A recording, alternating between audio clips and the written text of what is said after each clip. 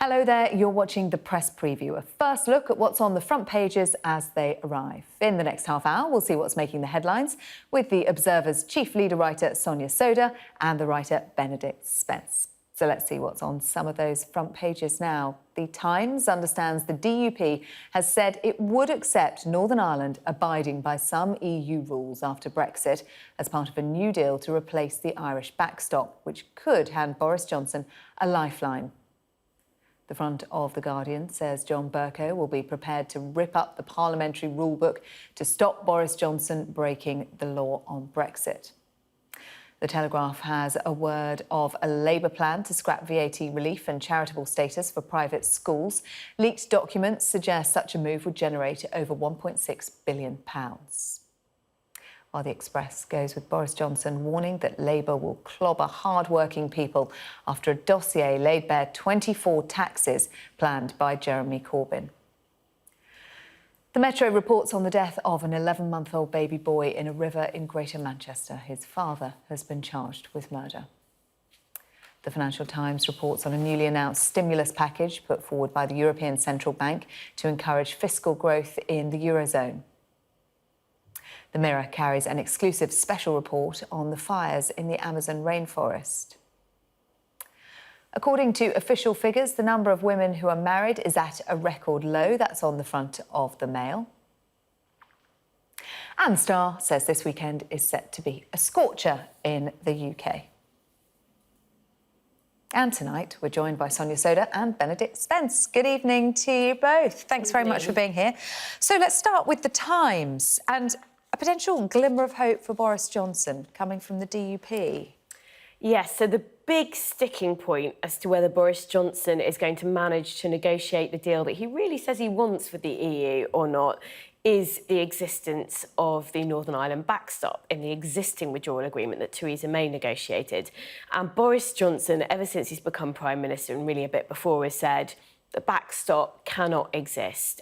This idea that, that the UK and Northern Ireland would sort of have some regulatory alignment with the rest of the EU in order to avoid a hard border on the island of Ireland. Now, in recent days, there's been some kind of rumours around this idea that Boris Johnson might offer the EU the idea of actually a Northern Ireland-only backstop. What that would mean would be that you'd have to have customs checks in the Irish Sea. So Northern Ireland would sort of diverge a bit from the UK in terms of rules and would follow more closely EU rules. Something that the DUP had previously said. Exactly. Now, this is where we get onto this interesting time story. So that was never really a goer because the DUP, which the Conservatives rely on for, well, it used to be a working majority in Parliament. It is no longer, negative majority of 21. But the DUP have been very important to the Conservatives in Parliament, and they've always said, absolutely not. There cannot be anything resembling a border down the Irish Sea. Now, what's interesting is that this Times story suggests that there may be a slight budging in the position. So they're saying, well, we could accept some customs checks in the Irish Sea, but the EU would have to give us something in exchange. And that's this idea that actually Northern Ireland wouldn't really have to comply with too many rules. Instead, there would be what the DUP term alternative arrangements. Well, we keep hearing about alternative arrangements. Exactly, and actually there's no detail in this story whatsoever. So I think it's kind of the DUP probably want to appear like they're offering a bit of an olive branch here, that they might be prepared to budge. But I think if the EU looks at this, they'll look at this and they'll say, well, there's nothing concrete about these alternative arrangements.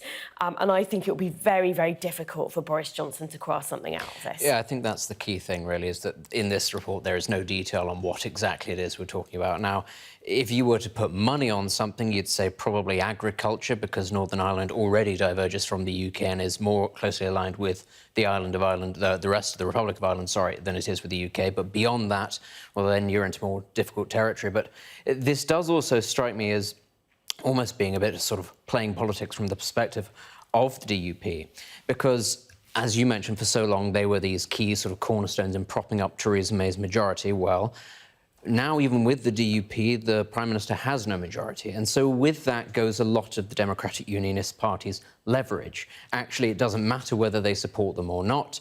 they're not going to get these things through in their current form. So there needs to be a bit of give and take, because otherwise, ultimately, if the UK does crash out or stays in, completely contrary to what it is that the DUP wants, they will get a great deal of the blame for being quite obstinate if it were to be put forward, say that there were alternative arrangement deals on the table and they were seen as the major stumbling block. You know, we've already gone through the whole process of having Theresa May go to the Commons multiple times and her deal be turned down because it was a little bit too hardline, because the DUP weren't prepared to budge on lots of things. Well, you can just sort of sense who will get the blame in Northern Ireland then if things don't quite go to plan. So to me, this softening of their position seems to me to be them realising that their political usefulness is running out. Yeah, and this talk, again, of alternative arrangements comes as Boris Johnson says he's confident that they can reach a deal at the European summit. He might be the only person in that room who's confident of that. But Michel Barnier saying, well, we haven't heard anything. Yeah, absolutely. Michel Barnier, there's been a very consistent message from the EU in recent weeks and months, which is if you want a renegotiation, if you want to reopen the withdrawal agreement, you know, we're not necessarily opposed to that, but it's up to Britain to bring alternatives to the Irish backstop and to put them on the table, and then we'll have a discussion about them. And I think what the EU and what EU officials find quite frustrating is that for months and months and months, British politicians have said, we don't want this backstop. Let's do something else instead. Let's find a way of doing checks that aren't at the border, that use some form of magical technology that hasn't been invented yet. And I think the EU feel, well, this is a degree of just sort of creative, magical thinking. You haven't put forward these proposals yet, and it's essentially because that technology does not yet exist. So that's why the EU want this insurance arrangement, which is a closer regulatory alignment, which means that you don't need a border.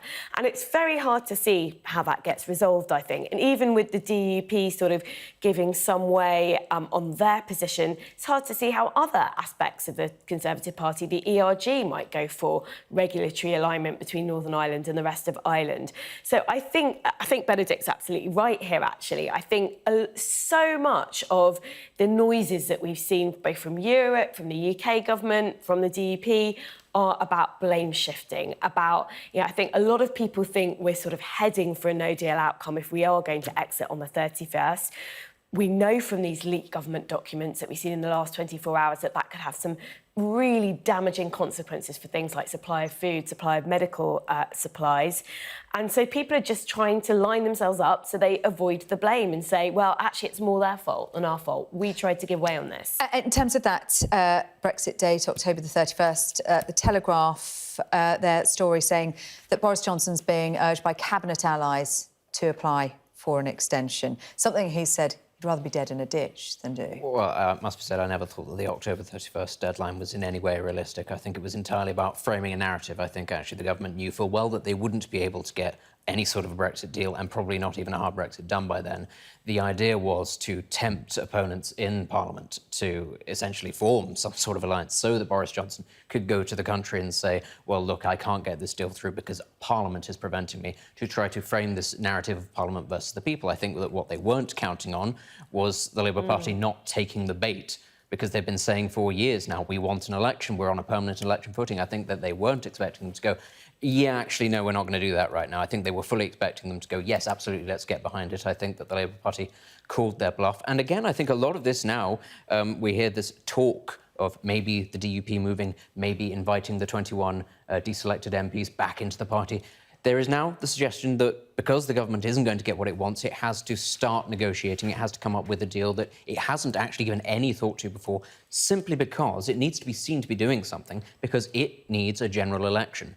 Now, without any movement at all, the Labour Party won't back a general election, neither will any of the other parties, so it now needs to give them some sort of a deal, some sort of a reason to back, hilariously, a vote of no confidence in the government in order to get things moving. Unless that happens, well, we're just sort of stuck in a permanent state of limbo with a government that is in office but not in power. John Bercow, though, on the front of The Guardian, saying, well, we'll rip up the parliamentary rule book to ensure that the Prime Minister cannot take Britain. Absolutely, and John Bercow, he's deal. already said he's resigning. He's a Speaker of the House of Commons, already said that he's resigning at the end of October, so he doesn't have long left in post. He's been incredibly important in this Brexit debate, though, because... Controversial. Controversial. Lots of people think he's been quite an interventionist speaker. I personally think he's been standing up for the rights of Parliament. So it's very clear that Parliament is against a no-deal outcome.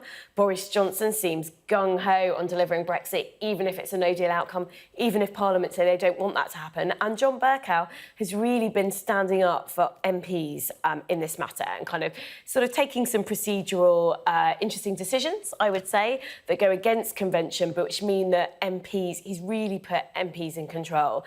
And he's suggesting, he's given this big speech today, which The Guardian have reported on the front page, he's essentially saying if Johnson goes further, if, you know, Boris Johnson's now got himself into this pickle, essentially, where he said it's going to be Brexit, do or die on the 31st of October.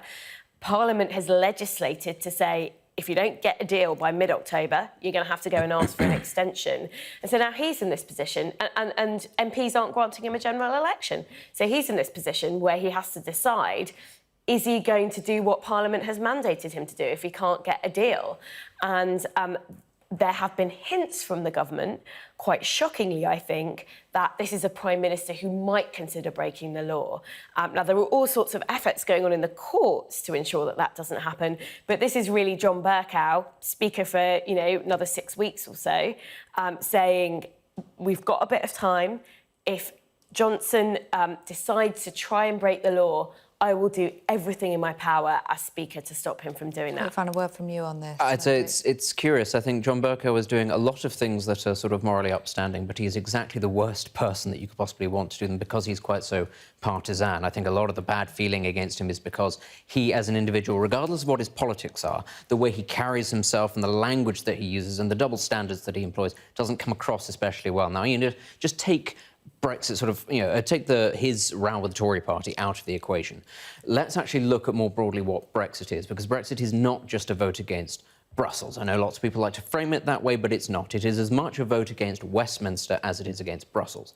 The problem is when you have a particularly vociferous Speaker of the House of Commons sort of behaving in the manner that he is and being quite open about the fact that he, A, doesn't like Brexit and will do whatever he can to try to stop it, well, that doesn't play very well with the people that you kind of need to win over, which is the public. If you want to try to sell this idea to the public that Brexit is not a great idea and that parliamentarians do have your best interests at heart, somebody like John Bercow is the exact wrong person to try to sell that message. And I do think that this long-term, as much as I think a lot of what he's doing is right in upholding, you know, the authority of Parliament against an executive that wants to just sort of smash a battering ram through it, I don't think he's done himself any favours in the grand scheme of things, certainly not with using language like additional procedural creativity. People will listen to that and go, so you're being sneaky, is basically what you're doing. I think some people will just read it and think, what is he on about? What does that mean?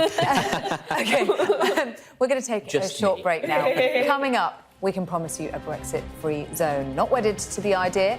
Why more women are saying, I don't, to marriage. That and more after the break.